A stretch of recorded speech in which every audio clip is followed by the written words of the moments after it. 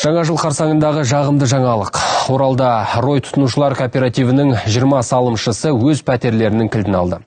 Жаңа кешендегі алғашқы үй тапсыруға дайындалып жатыр. Тұрғындарға жөндеу жұмысын бастай беруге рұқсат та берілді. Олар кооперативтің тиімді бағдарламасының арқасында бұл пәтерлерге қол жеткізді. Бақтыгүлдің бүгін бақыттан басы айналып тұр. Тағатсыздана күткен тілегі 2 жылдан кейін орындалды.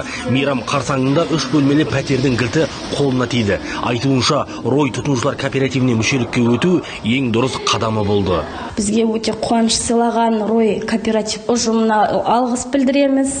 Өзіміздің семьямыздың атымыздан.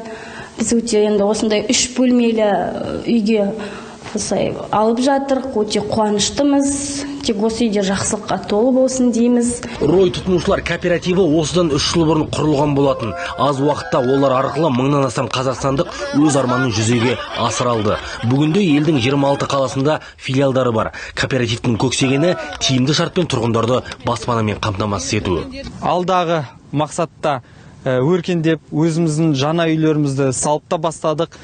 Және де 1000-нан астам, яғни 1300 пәтер қазақстандықтарға біздер пәтер бердік. Неге біздің кооператив дейтін болсақ, ол пайсыз баспана болғаннан кейін, және де бөліп төлейтінен кейін көп адамдар бізді таңдауда. Рой тұтынушылар кооперативі коммерциялық ұйым я қаржы пирамидасы емес екенін алға тартады. Сондықтан да пәтерді ешқандай пайсыз бөліп төлеуге мүмкіндік беріледі. Қазірдің өзінде олардың қызметіне қызыққан қазақстандықтар қатар артқан.